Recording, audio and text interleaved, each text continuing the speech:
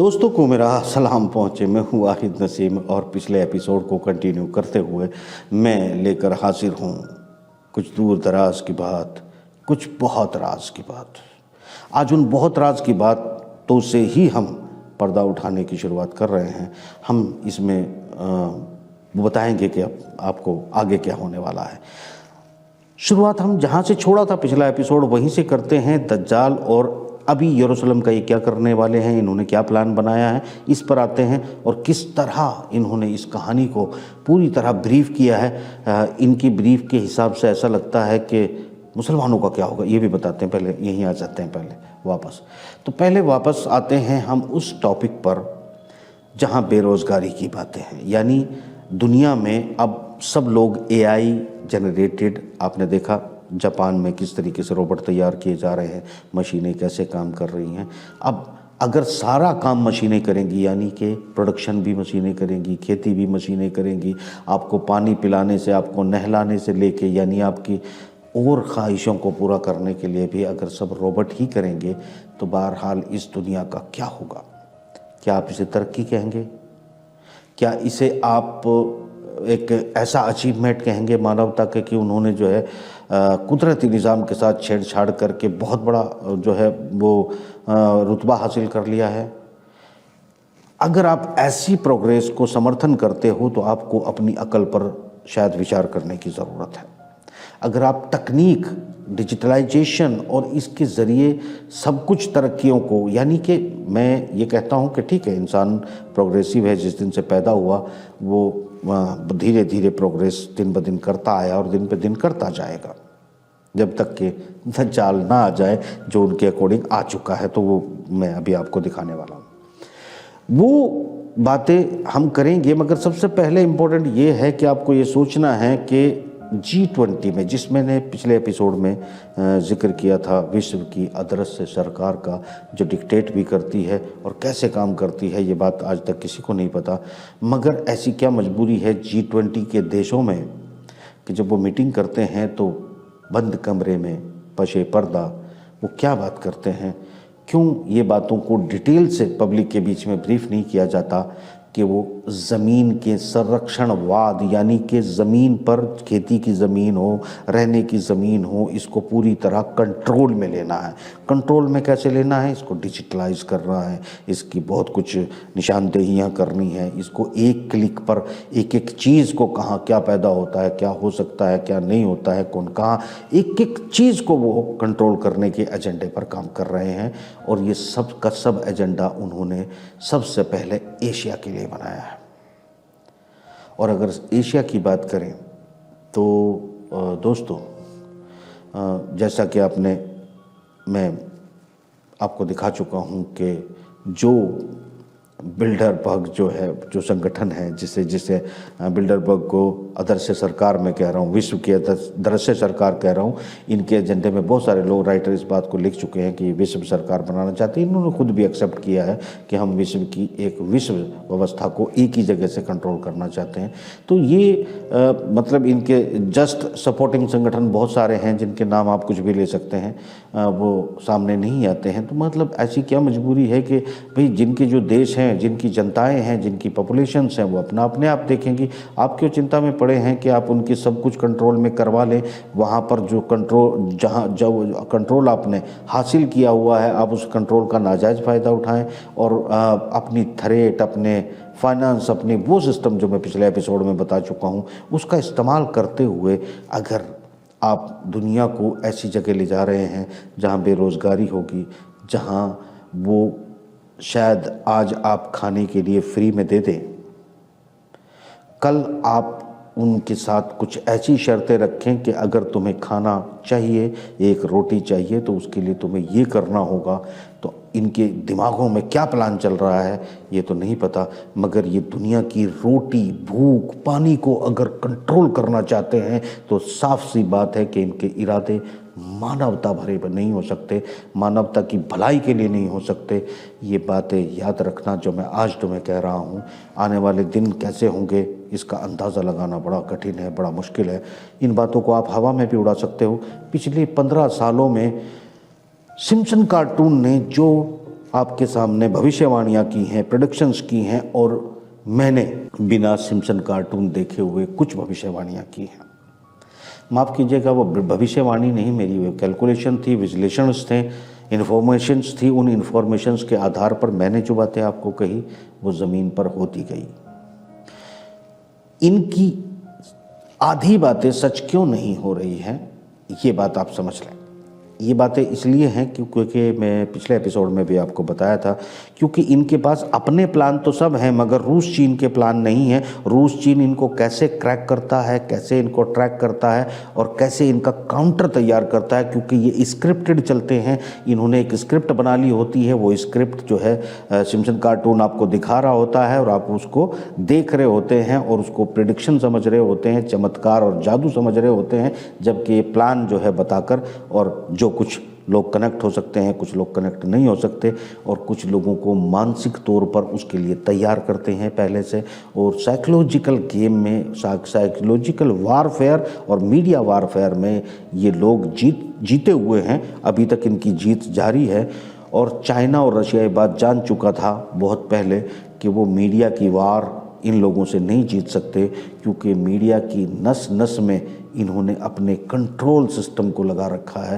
ये जो चाहते हैं वो बोलते हैं मीडिया, ये जैसे चाहते हैं वैसे सोचता है मीडिया, ये जैसे चाहते हैं वैसे कलम इनकी चलती है। तो ये बात चाइना और रशिया को पता थी कि ये कंट्रोल सिस्टम जो है इनका इतना मजबूत है प्रोपोगंडा वार में, कि ये लोग, इनसे ऐसे जीता नहीं जा सकता, इनसे कुछ आधुनिक हथियारों के ज़रिए ही जीता जा सकता है। जब इन्हें मात देनी पड़ेगी, जब पूरी दुनिया को एक साथ ललकार कर उन्हें बताना पड़ेगा कि हम पूरी दुनिया को कंट्रोल ताकत के ज़रिए और ख़त्म करने की धमकी पूरी दुनिया को देने की ताकत जुटा चुके हैं, तो ये अदृश्य सरकार से लेके सिम्पसन कार्टून के चलाने वाले नेटवर्क ये तब दहशत में आएंगे, मगर उससे पहले ये प्लान बनाना शुरू कर देंगे। मगर इन्हीं के उन प्लानों को भी क्रैक करते हुए इस वक्त रशिया और चाइना आगे बढ़ रहा है और ये उसे काउंटर नहीं कर पा रहे हैं।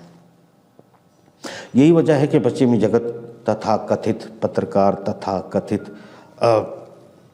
मनोवैज्ञानिक, तथा कथित, ये सब तथा कथित है, रियल एक भी नहीं है, क्योंकि इनके पास सब स्क्रिप्ट होती है और सब स्क्रिप्ट को बहुत बड़े फाइनेंस के ज़रिए कंट्रोल किया जाता है। और ये जैसे लिखते हैं, जैसे चाहते हैं, जैसे करते हैं, वैसे ये उनको एक स्क्रिप्ट दी जाती है, ये वैसे ही लिखते हैं और फिर वैसे ही होता है, कोई चमत्कार नहीं। ये सब बातें एक तरफ चल रही है। इन्होंने सऊदी, अब ख़तरनाक मुद्दे पे मैं आ जाता हूँ, और ख़तरनाक मुद्दा ये है कि बेरोज़गारी, और इससे बचने के लिए अगले प्रोग्रामों में हम ज़रूर कुछ ना कुछ जो है तदबीर बताने की कोशिश करेंगे, निकालने की कोशिश करेंगे।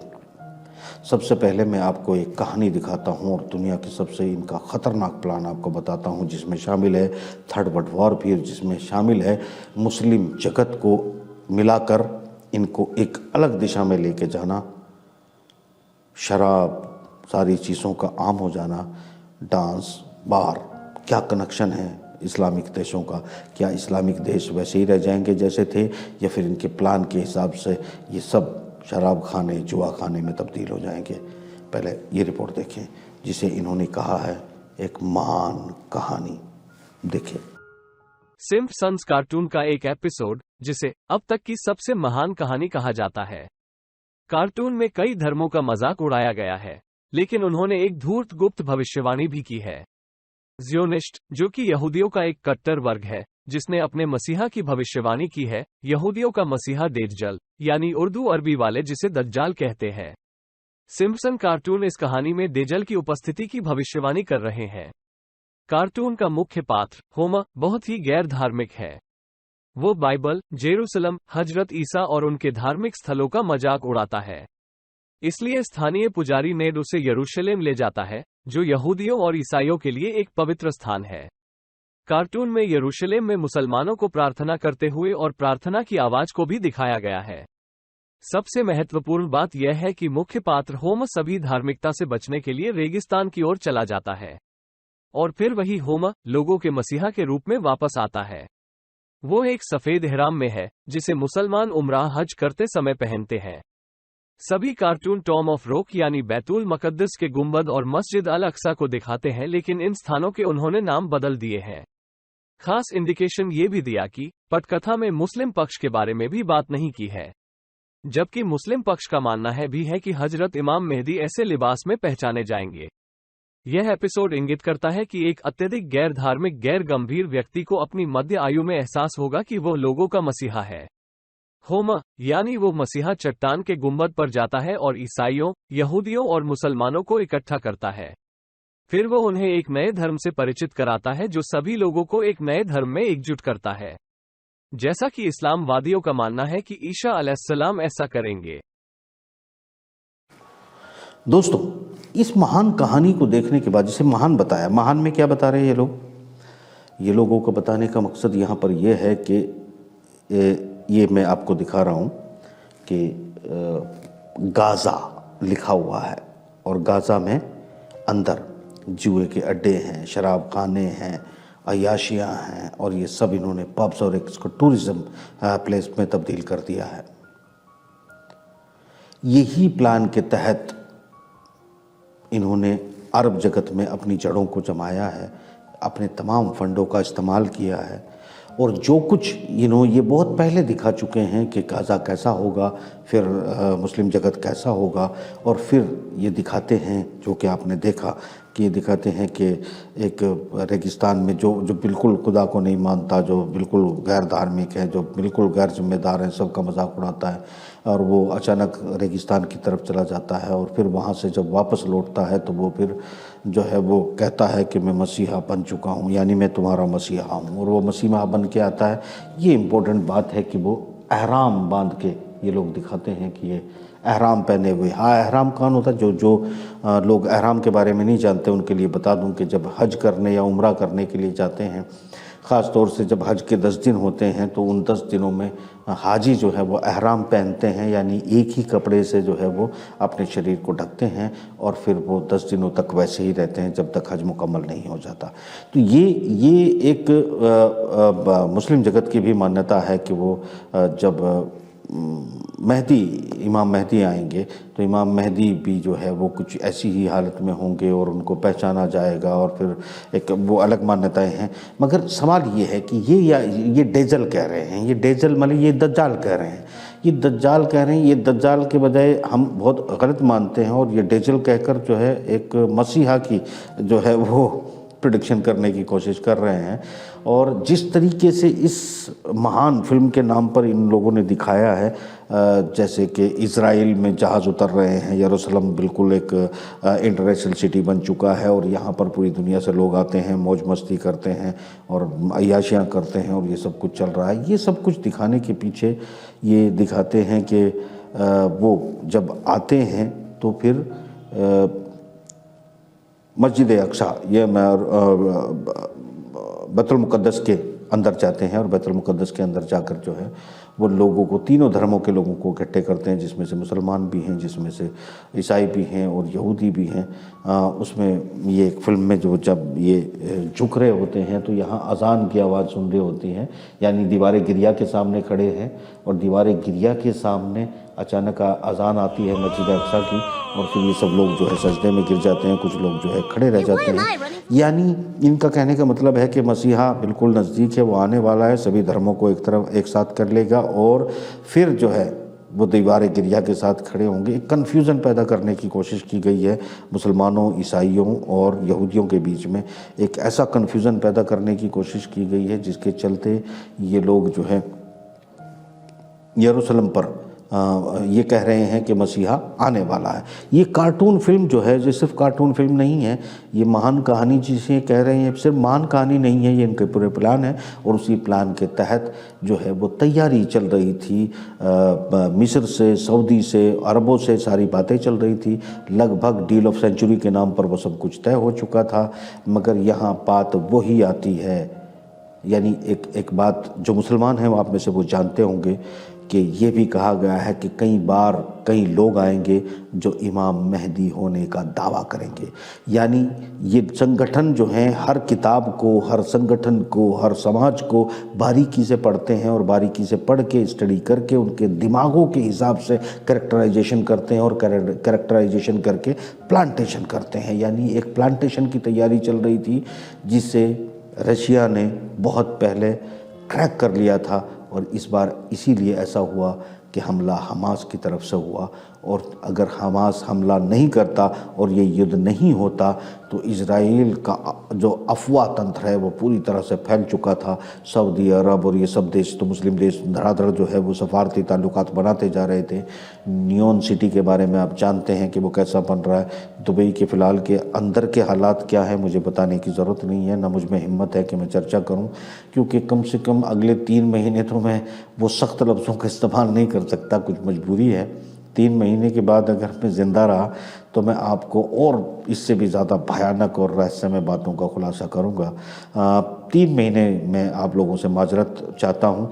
अगर मैं 3 महीने ज़िंदा रहा तो फिर 3 महीने बाद वो सब बातें भी बताऊँगा, क्योंकि तब तक मेरा एक बहुत बड़ा मकसद हल हो चुका होगा। और मुझे ये थोड़ा सा भी जो दिमाग में कुछ है वो भी मुझे नहीं रहेगा, तो मैं ज़्यादा और खुल के आपके लिए बातें कर पाऊँगा। मैं यहाँ ये आपको बताना चाहता हूँ कि इसको हमास ने हमला किया। ये लोग मिस्र के साथ मिलकर जिस रेगिस्तान की अब बात चल रही है, पूरे फ़लस्तीन के लोगों को उस जगह पे शिफ्ट कर देना था और फिर इस पूरे गाज़ा से लेके वेस्ट बैंक से लेके यरूशलेम को लेकर इन्होंने पूरा एक टूरिस्ट प्लेस बनाना था। और यहाँ नई कंस्ट्रक्शन जिस तरह से ये कार्टून फिल्म में दिखा रहे हैं, ये पूरा करने के बाद पूरी दुनिया को चचेरे ममेरे भाई बता के मुसलमानों को, ईसाइयों को यहाँ पर जोड़ देना था और एक नकली मसीहा पैदा करके इनको लाना है या लाना था, जिसकी शायद ये इनके रब भी अभी भी जो है ये मान के बैठे हैं कि बस आने वाला है मसीहा, वो रेगिस्तान की तरफ गया है। तो ये जो इनके दिमागों में चल रहा है, ये शायद इस बार खुद उस ट्रैप में फंस चुके हैं। अलबत्ता जो गाज़ा की सूरत हाल है, जो खाड़ी के देशों की सूरत हाल है, चाइना और रशिया ने इस दुनिया का बहुत बड़ा भला किया है कि इनकी उस शैतानी फितने को फ़िलहाल तो रोक दिया है। आगे रुकेगा कि नहीं रुकेगा इस पर हमें ज़रूर ध्यान देना होगा। ये लोग अभी जो कि आप देख रहे हैं कि बहुत से मुस्लिम देश खामोश हैं, मगर ये बात हमें नहीं भूलना चाहिए। ये तर्क मैं आपको दे रहा हूँ। मैंने कहा कि गली मोहल्ला, शहर, नगर, महानगर, देश और बड़े देश सब एक से बड़ी एक ताकत दुनिया में अच्छी और बुरी मौजूद है, और वो ताकतें किसी को आज़ाद नहीं छोड़ती। और अगर आज़ाद ये लोग अभी तक नहीं छोड़ रहे थे तो फिर ये मान लें कि रशिया, चाइना भी अब इतनी बड़ी ताकत बन चुकी है कि अब नहीं तो 2 महीने के अंदर वो दुनिया को उस तरह की बातें मानने पर मजबूर कर देगी जो वो मनवाना चाहती है, क्योंकि मामला ताकत का है और ताकतवर की माननी पड़ती है। इस सच्चाई को अगर आप नहीं मानोगे तो फिर आप अंधेरे में जी रहे हैं, लोगों को धोखा देने की बात कर रहे हैं। माफ़ करना, कोई ताकतवर खुद नहीं बन जाता, बनाने वाला भी जो है, अगर आप खुदा को मानते हैं तो फिर उनको भी खुदा ने बनाया है। ताकतवर, गुंडे, बदमाश और जालिम आप जानते हैं कि पैदा करने वाला वही है। और इस तरह के अगर किसी न किसी अपना उसका एक प्रकृति का निज़ाम है, उस जैसे चलाना चाहता है वैसे चला रहा है। आप इसे इनकार करके बहुत ज़्यादा हासिल कुछ नहीं कर पाओगे। ये समझने से आपको ये फ़ायदा हो सकता है जो मैं आपसे बातें कर रहा हूँ कि आगे खतरे किस तरह के बढ़ते जा रहे हैं और उन खतरों को आप काउंटर करके कैसे थोड़ा बहुत अपने आप को सेव कर सकते हैं। ताकत के सामने जो है आप इकट्ठे हो जाएं, या मैं कोई इतनी बुलंद आवाज़ नहीं हूँ जिसे पूरी दुनिया तस्लीम करती हो, बजाय इसके कि जिसकी तमाम कैलकुलेशन और प्रेडिक्शंस सच होती हो, जिसके सामने नस्ट्रोडम्स, बाबा वेंगा और सिम्पसन कार्टून कोई मायने न रखता हो, और क्रैक करके जो आपको बताई जाती हैं चीज़ें वो सब कुछ हो जाती हों, उसके बाद भी मैं एक बड़ी आवाज़ इसलिए नहीं बन सकता क्योंकि मेरे पीछे अदृश्य सरकार नहीं है, क्योंकि मेरे पीछे कोई अदृश्य ताकत नहीं है। मेरे साथ कोई गरीब है, ना अमीर है, ना मिडिल क्लास है, ना कोई ताकत है। मैं हूँ और मेरा खुदा है। खुदा रहेगा, मैं नहीं रहूँगा, दोनों बातें पक्की हैं। मगर मैं अपनी बात आपके साथ करता रहूँगा। जो काम मैं आपके लिए कर रहा हूँ, मुझे भी फ़ंड की ज़रूरत होती है, मैं भी बहुत ज़्यादा फंड की ज़रूरत होती है, मगर उसे मुझे फाइनेंस करने वाला तो कोई दुनिया में होगा नहीं। मगर मैं जितना लड़ पाता हूँ, तो माफ़ करना, मैं उतना लड़ रहा हूँ जितना मुझे मयसर है। मैं कोशिश कर रहा हूँ कि मैं ये तमाम चीज़ों को आपको बताऊँ। आने वाले ख़तरे मैंने इशारों में बहुत कुछ बताया है, बिटवीन द लाइन आपको समझना पड़ेगा। अब आखिरी मुद्दे पर आता हूँ, और वो मुद्दा है पाकिस्तान पर हमला। ये कार्टून सीरीज ये भी भविष्यवाणी करती है कि भारत पाकिस्तान को परमाणु हमले में मिटा देगा। यहाँ मजे की बात यह है कि यह कार्टून फिल्म पाकिस्तान को एक पेनकेक के बराबर बता रही, जो निर्जीव है, जो खाने में मजेदार हो सकता है। उन्होंने दिखाया भारत पाकिस्तान पे हमला कर देगा, परमाणु से नस्तो नाबूद कर देगा। दोस्तों, पाकिस्तान की सूरत हाल फिलहाल ऐसी है कि वो अपने आप को बचा ले, अपने छोटे छोटे टुकड़ों को बचा ले। भारत जैसी महाशक्ति को पाकिस्तान जैसी ताकत पर, जो कि ख़त्म हो रही है, ख़त्म होने जा रही है, उस पर परमाणु हमला करे, ये अभी तो मुमकिन नहीं लगता। हालांकि मैंने बताया कि सिम्पसन कार्टून के ज़रिए जो कुछ प्रेडिक्शंस ये करते हैं उसको क्रैक किया जाता है और फिर इसका काउंटर तैयार किया जाता है। अलबत्ता जिस तरीके से पाकिस्तान हुकूमत को आप देख रहे हैं कि पाकिस्तान हुकूमत के बारे में जिस तरह की सूरत हाल तय हुई होगी, ये उसी तरह से उनकी फ़ौज एक्ट कर रही है। मगर एक बहुत बड़ा चमत्कार दुनिया में हुआ है। वो चमत्कार ये है कि सिम्पसन कार्टून से लेके और ये जो अदृश्य सरकार की मैं बात कर रहा हूँ, इन सब से लेके और इनके ग़ुलामों से लेके जो कुछ थर्ड वर्ल्ड वॉर की तैयारियाँ की गई थी, 2024 नहीं 2023 और 24 के बिगनिंग जो वक्त गुजर चुका है, इसमें थर्ड वर्ल्ड वॉर से परमाणु हमलों की प्रेडिक्शन की जा चुकी है और इसमें तमाम हमले करवाने की सूरत हाल बनाई जा चुकी है।